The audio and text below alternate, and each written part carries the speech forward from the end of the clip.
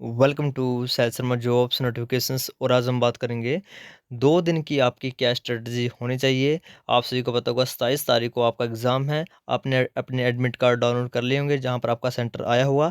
आप टाइम से वहां पर पहुंच जाना। जो भी आपकी टाइमिंग होगी आपके एडमिट कार्ड पर लिखी होगी। मे बी शायद 11:30 बजे है, देख लेना। जो भी आपकी टाइमिंग होंगी उससे पहले ही वहाँ पर पहुँचना, 1 घंटे पहले वहाँ पर पहुँच जाना। कौन कौन से डॉक्यूमेंट साथ लेने हैं, तो आपका आधार कार्ड साथ लेके जाना है जो भी ओरिजिनल होगा। वो साथ में एडमिट कार्ड तो लेके जाना ही पड़ेगा आपको।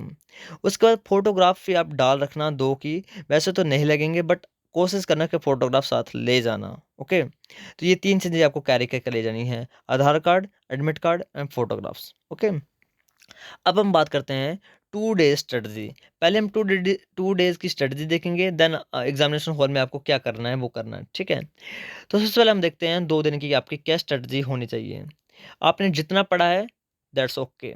जो अब मैं बताऊँगा वो आपको करना है। डेफ़िनेटली आपकी सक्सेस होगी। पहला है read your summarized notes if you meet.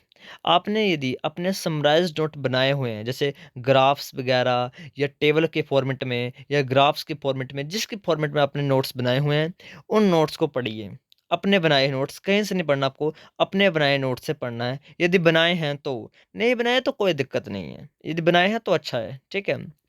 अगर आपको अटेम्प्ट करने हैं MCQ questions and previous year questions, अभी पढ़ने मत बैठना। कोई भी बड़े लेंथी लेंथी या डीपली क्वेश्चंस वहाँ पर उलझना मत। अभी आप बस एमसीक्यू अटेम्प्ट करो, एमपीवाईक्यू अटेम्प्ट करो। अब एमसीक्यू कहाँ से अटेम्प्ट करने हैं मैंने आपको पहले बताया हुआ है, एक बार मैं दोबारा बता देता हूँ। तो एमसीक्यू अटेम्प्ट करने के लिए आपके पास मैंने पहले ही पीडीएफ दिया हुआ है। ये अरिहंत बुक का पीडीएफ है जिसमें टोटल 43 चैप्टर्स आपके कवर किए जाते हैं। आप यहाँ पर चैप्टर देख सकते हो। साथ में 2 प्रैक्टिस सेट आपको साथ में फ्री मिलेंगे और हर एक चैप्टर के साथ 80 क्वेश्चन होंगे। यानी चैप्टर 1 80 क्वेश्चन कंटेन करेगा, देन चैप्टर 2 अगेन 80, देन उसके आंसर की होगी। और साथ में मात्र 49 रुपीज़ में आपको पीडीएफ मिलेगा। साथ में इस पीडीएफ के साथ आपको 10 इंपॉर्टेंट चैप्टर्स के एमसीक्यू भी मिलेंगे, जिसमें से आपके development biology, animal diversity, cell bio, ऐसे टोटल 10 यूनिट्स हैं। उनके एमसीक्यू पीडीएफ भी आपको फ्री मिलेंगे इस पीडीएफ के साथ, मात्र 49 रुपीज़ में। नंबर आपको यहाँ पर दिख रहा है, आपको कॉन्टैक्ट कर लेना है। अब जो थर्ड चीज़ आती है वो आती है avoiding to learn those units that you never touch. अब कुछ ऐसे यूनिट्स होंगे जो आपने अभी तक ज़रा भी नहीं पढ़ी है। मान लीजिए आपने टूल एंड टेक्निक्स अभी ज़रा नहीं पढ़े हैं, या कोई ऐसा यूनिट हो आपने अभी उसको टच भी नहीं किया है, तो उसको मत पढ़ना, ठीक है? आपने जितना पढ़ा उतना सफिशिएंट है। कोई भी न्यू यूनिट टच मत करना अब, okay? Attempt MCQ question to those units. इन यूनिट्स जो मैं अब बात करूंगा, cell and molecular biology, animal diversity, development biology, human physiology, immunology, biochemistry, disease and vectors, evolution. ये 8 ही जो यूनिट्स यहाँ पर लिखी हुई हैं, इन 8 यूनिट्स के जहाँ भी आपको एमसीक्यू मिलते हैं, चाहे मेरे चैनल्स पर मिलेंगे, चाहे आपको टेलीग्राम चैनल पर मिलें, चाहे आपको गूगल में देखना पड़े, चाहे आपको यूट्यूब में देखना पड़े, आपको या आपको जो मैंने अभी बताया, जो मैंने पीडीएफ आपको सेंड करूँगा, वहाँ से अटेम्प्ट करो। बट इन 8 यूनिट्स के जितने भी क्वेश्चन बनते हैं, ये सारे क्वेश्चन आपको अटेम्प्ट करने हैं, ओके? वैसे तो थोड़ा-थोड़ा मैं भेजता रहूँगा मटेरियल आपको टेलीग्राम चैनल पर, तो आपको टच में रहना है। फिफ्थ बात जो है, watch my playlist which contain MCQ for different universities direct question. देखो मैंने आपको पहले ही बताया हुआ है कि हिमाचल प्रदेश यूनिवर्सिटी का एक ही फंडा है कि डायरेक्ट क्वेश्चन आएगा। कोई भी आपसे डीपली क्वेश्चन नहीं पूछा जाएगा। डायरेक्ट क्वेश्चन जो प्रीवियस ईयर क्वेश्चन में आते हैं, चाहे वो पंजाब यूनिवर्सिटी से पूछ जाएँ, डीयू यूनिवर्सिटी से पूछ जाएँ, कश्मीर यूनिवर्सिटी से पूछे जाएँ, तो आपको मेरे चैनल पर जाना है। वहाँ आपको एक प्लेलिस्ट का सेक्शन मिलेगा, वहाँ पर आपको टोटल 25-26 वीडियो मिलेंगी। तो उन सारी वीडियो को आपको वॉच करना है, क्योंकि क्वेश्चन ऐसे हैं कि रिपीटेड हैं, ठीक है? तो वहाँ ऐसे क्वेश्चन हैं जो लगातार आते रहते हैं, तो आपको वो क्वेश्चन ज़रूर अटेम्प्ट करने हैं। पूरी प्लेलिस्ट आपको वॉच कर लेनी है, 2 दिन काफ़ी होते हैं आपके पास। देन नेक्स्ट स्ट्रेटजी आपके पास आती है इन एग्ज़ाम हॉल। और ये जो स्ट्रेटजी हैं जो आपको रियली में सक्सेस प्रोवाइड करेंगे, रियली में मैं सच बोल रहा हूँ, ये मैंने खुद एक्सपीरियंस किया है। तो पहला है, remember that if you select a wrong answer of that question you know very well. कोई ऐसा क्वेश्चन है आपको बहुत अच्छे तरीके से आता है, बट जब आप अटेम्प्ट करने लगो और आपने वहाँ पर गलत कर दिया, तो you will never crack an exam. तो आप कभी भी कोई भी एग्जाम करेक्ट नहीं कर पाओगे। आपने वो क्वेश्चन गलत किया है जो क्वेश्चन आपको आता है। ये बहुत बड़ी बात है। आप घर आके पछताओगे यार शिट ये क्वेश्चन तो मुझे 5 सेकंड लगे इस क्वेश्चन को सॉल्व करने में और वहाँ मैंने गलत कर दिया। How it's possible? कैसे गलत कर दिया? क्या दिक्कत आई होगी आपको वहाँ पर गलत करने की? आपने गलत किया, वो आगे मैंने लिखा है, ठीक है? मैं आपको बताऊँगा उसके बारे में भी कि आपने वो गलत क्यों किया। तो याद रखना, जो क्वेश्चन आता है पहले क्वेश्चन को रीड करो। अब ऑप्शन को मत पढ़ना। मैं ये बता रहा हूँ, ध्यान से सुनना। पहले क्वेश्चन को रीड करना, ऑप्शन को मत पढ़ना।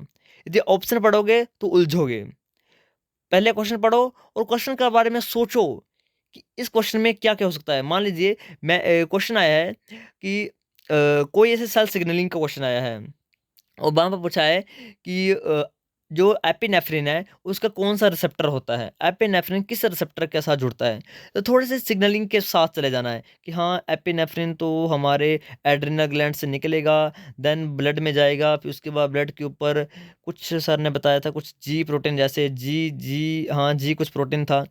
तब आपको ऑप्शन पढ़ने हैं कि कहाँ पर जीपीसीआर लिखा हुआ है, कहाँ पर जी प्रोटीन लिखा हुआ है। देन आपको डेफ़िनिटली क्लिक कर देना उस पर या टिक कर देना उस पर, वही आपका आंसर होगा। तो ऑप्शन पर पहले मत जाना, पहले क्वेश्चन को पढ़ो, क्वेश्चन में जो भी फिगर आपके माइंड में बनती है, क्योंकि फिगर ज़रूर बनेगी। कभी ना कभी आपने ज़िंदगी में क्वेश्चन पढ़ा ही होगा, ऐसा नहीं होगा कि कोई अनजान क्वेश्चन आ गया।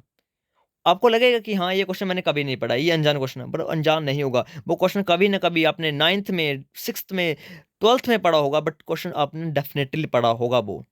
आप भूल गए हो चाहे, तब आपने क्वेश्चन को अच्छे से पढ़ना है, देन आपको याद आ जाएगी हाँ, ये थोड़े जितने भी फिगर बन रहे उतने फिगर बनाओ, फिर ऑप्शन को अटेम्प्ट करो। आप डेफ़िनेटली आप श्योर हो गए। दूसरा है, if you not able to do first 10th question okay. अगर मान लीजिए पहला क्वेश्चन आपने किया कि नहीं यार मुझे नहीं आ रहा है, दूसरा क्वेश्चन नहीं आ रहा है, तीसरा क्वेश्चन नहीं आ रहा है, 4th क्वेश्चन नहीं आ रहा है, छोड़ो। सीधे जाओ क्वेश्चन नंबर 11th पर। वो तुम्हें लग रहा है कि 11th में नहीं बन रहा है, सीधे जाओ 21 पर, 21 पे जाओ। 21 में नहीं बन रहा है तो 31 पे जाओ, ओके। उसके बाद जब आप 31 से आप जब आपको फॉर्म मिल जाएगी, हाँ, अब मैं आराम से क्वेश्चन कर पा रहा हूँ, तब आपको बैक आना है फिर उसके बाद, क्योंकि आप ये माइंड आपका स्टार्टिंग में नहीं चल रहा है, बाद में आपका माइंड बूस्ट चलेगा। आपको थोड़ा-सा पोटेंशियल मिलेगा और आप आराम तरीके से या आप ईज़ी तरीके से आप अटेम्प्ट कर पाओगे। एक चीज़ सॉरी, एक चीज़ आपको याद रखनी है कि जब भी आप अटेम्प्ट करो क्वेश्चन तो आप ओके, ओके, ओके। तो जब भी आप क्वेश्चन अटेम्प्ट करो, जो मैंने आपको पहले क्या कहा आपको क्वेश्चन पढ़ना है, ठीक है? उसके बारे में थोड़ा-सा सोचना है माइंड में, उसके बाद ऑप्शन पढ़ने हैं। फिर ऑप्शन में आपको नहीं लग रहा कि नहीं यार कोई ऑप्शन नहीं मिल रहा है, तो आपको एलिमिनेशन मेथड यूज़ करना है। यानी 2 ऑप्शन ऐसे होंगे जो आपको लगेगा कि ये तो डेफ़िनिटली ही नहीं होंगे, डेफ़िनिटली नहीं होंगे। तो आपको 2 ऑप्शन बचेंगे फिर आपके पास। उनमें से कौन-सा टिक करना है, जो आपने प्रीवियस क्वेश्चन आपने अटेम्प्ट किए, उसमें आपको जो राइट आंसर मिले हैं, मान लीजिए आपने प्रीवियस 10 क्वेश्चन किए हैं और उसमें मैक्सिमम आपने सी को टिक किया हुआ है, तो उस ऑप्शन में से भी सी को टिक कर लो। ओके, तो ऐसे कुछ करना है, एलिमिनेशन मेथड यूज़ ज़रूर करना है, क्योंकि मैक्सिमम क्वेश्चन तो एलिमिनेशन मेथड से ही सॉल्व हो जाते हैं। अब थर्ड पॉइंट है, attempt all questions. For example 100 question, देखो आपके जो एचपीयू का एंट्रेंस है इसमें कोई भी नेगेटिव मार्किंग नहीं है, तो आपको 100 क्वेश्चन से आपको 100 ही क्या करने हैं, अटेम्प्ट करने हैं। कोई भी नेगेटिव मार्किंग नहीं है। तो ये मत सोचना कि 80 क्वेश्चन करके आ गए तो हो गया।